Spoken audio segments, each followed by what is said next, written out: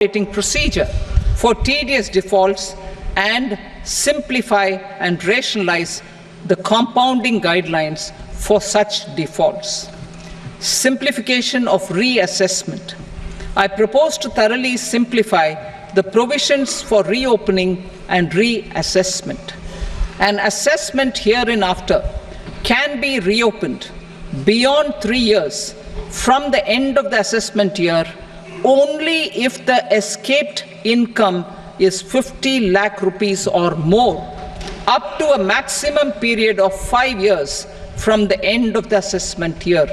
Even in such cases, a time limit of 6 years before the year of the search, as against the existing time limit of 10 years, is being proposed.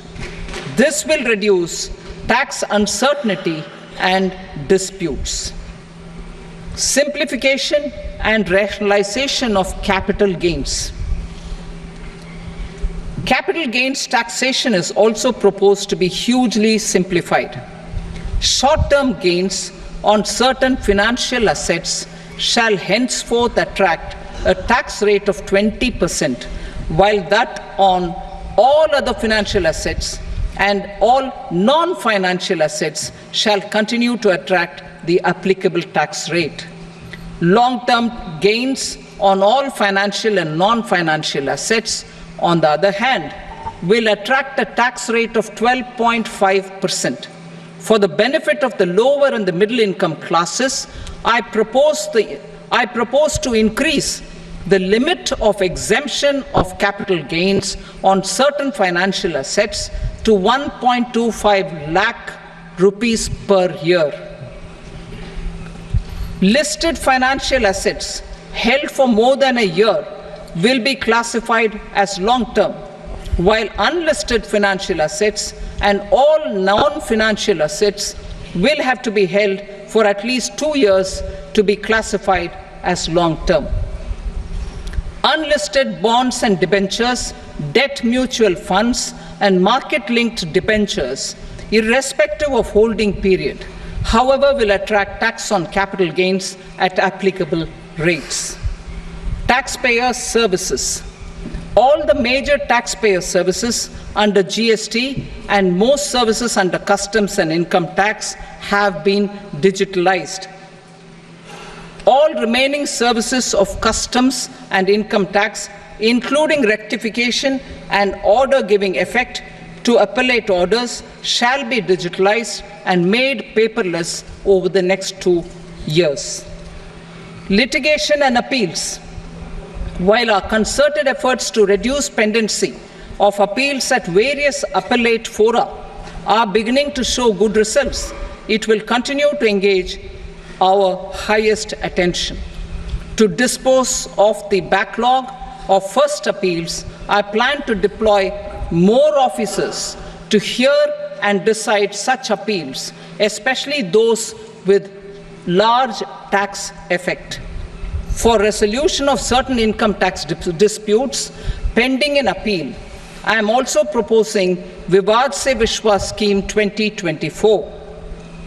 Further, I propose to increase monetary limits for filing appeals related to direct taxes, excise, and service tax in the tax tribunals, high courts, and Supreme Court to 60 lakh rupees, 2 crore rupees, and 5 crore respectively, with a view to reduce litigation and provide certainty in international taxation.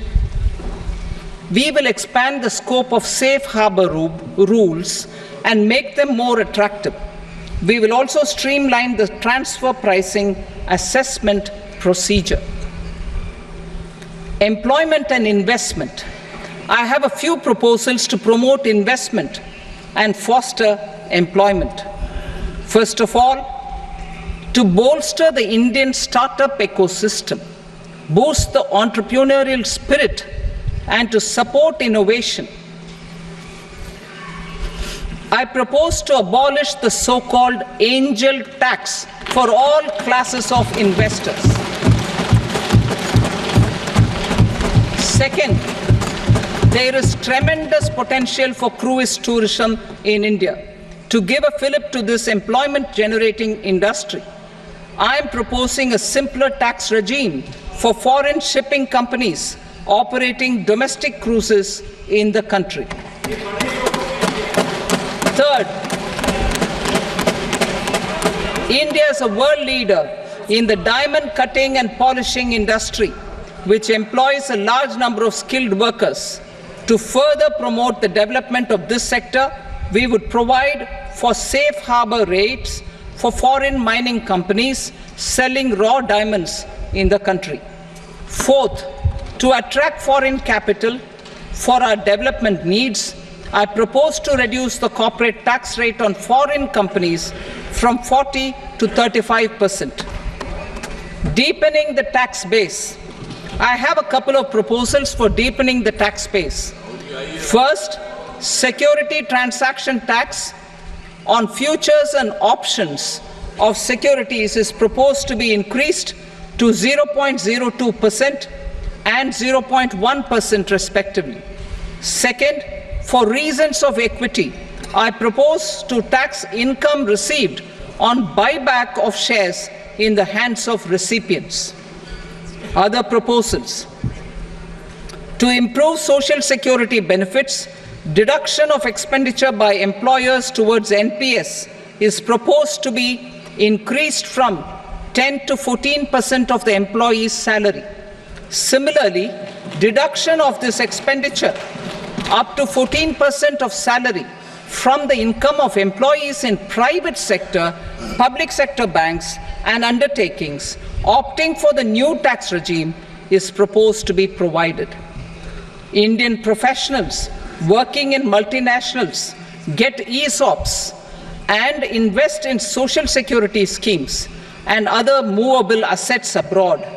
Non-reporting of such small foreign assets has penal consequences under the Black Money Act.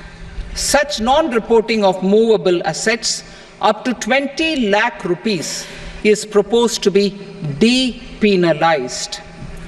Other major proposals in the finance bill relate to withdrawal of equalization levy of 2%, expansion of tax benefits to certain funds and entities in IFSCs, and immunity from penalty and prosecution to Benamidar on full and true disclosure so as to improve conviction under the Benami Transaction Prohibition Act 1988.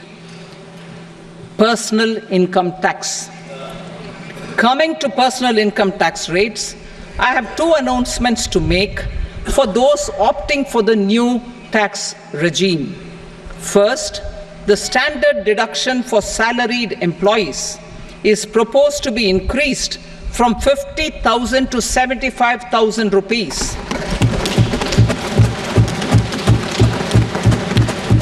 Similarly, deduction on family pension for pensioners is proposed to be enhanced from 15,000 to 25,000 rupees.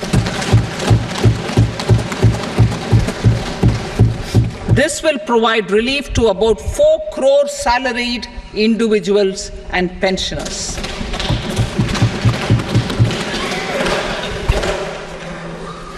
Second, in the new tax regime, the tax rate structure is proposed to be revised as follows: 0 to 3 lakh rupees, nil; 3 to 7 lakh rupees, 5%; 7 to 10 lakh rupees, 10%; 10 to 12 lakh rupees, 15%; 12 to 15 lakh rupees, 20%; and above 15 lakh rupees, 30%. As a result of these changes, a salaried employee in the new tax regime stands to save up to 17,500 rupees in income tax.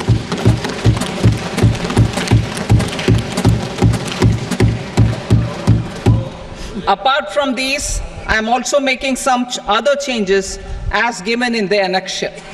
As a result of these proposals, revenue of about 37,000 crore, that is 29,000 crore in direct taxes, and 8,000 crore in indirect taxes will be foregone, while revenue of about 30,000 crore rupees will be additionally mobilized.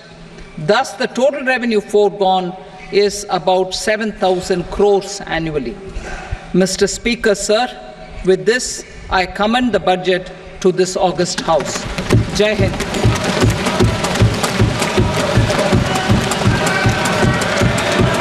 Item number 2.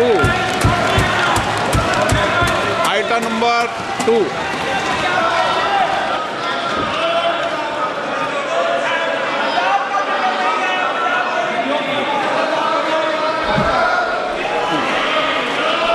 Sir, with your permission, I rise to lay on the table the following statements under Section 3 of the Fiscal Responsibility and Budget Management, FRBM Act 2003, Medium-Term Fiscal Policy cum Fiscal Policy Strategy Statement and Macroeconomic Framework Statement. Item number 3. Sir, with your permission, I rise to move for leave to introduce the Finance Number 2 Bill 2024. प्रश्न ये कि विधेयक को पूरा स्थापित करने की अनुमति प्रदान की जाए। जो सदस्य इसके पक्ष में हाँ कहें, जो सदस्य विरोध में ना कहें। मेरे विचार में निर्णय हाँ वालों के पक्ष में अनुमति प्रदान की जाती है। माननीय मंत्री जी, अब विधेयक पूरा स्थापित करें। Sir, I introduce the bill. Item number 4. The Union Territory of Jammu and Kashmir budget. Sir, I rise to present a statement, Hindi and English versions, of the estimated receipts and expenditure of the Union Territory of Jammu and Kashmir for the year 24-25. सभा की कार्रवाई कल बुधवार दिनांक 24 जुलाई 2024 को प्राप्त 11 बजे तक के लिए स्थगित की जाती है।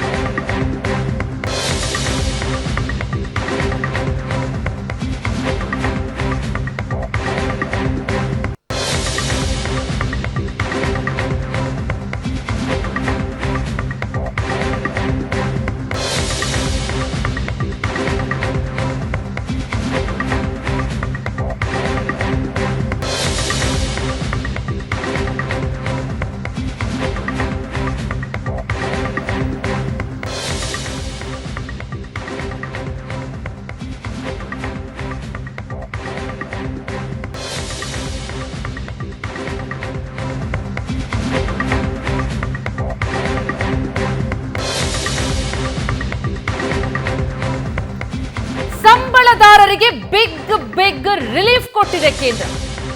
ಆದಾಯ ತೆರಿಗೆ ಪಾವತಿದಾರರಿಗೆ ತೆರಿಗೆ ಭಾರ ಕಡಿಮೆಯಾಗಿದೆ. ಪ್ರತಿ ತೆರಿಗೆದಾರರಿಗೂ ವಾರ್ಷಿಕ 17,500 ಹೆಚ್ಚಳ ಮಿತಿ ಸಿಗ್ತಾರೆ.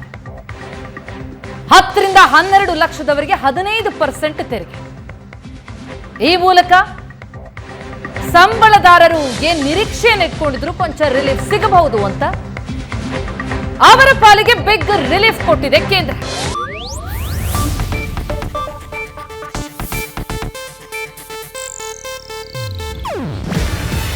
ಇದು ಏಷ್ಯಾನೆಟ್ ನ್ಯೂಸ್ ನೆಟ್ವರ್ಕ್ ಪ್ರಸ್ತುತಿ.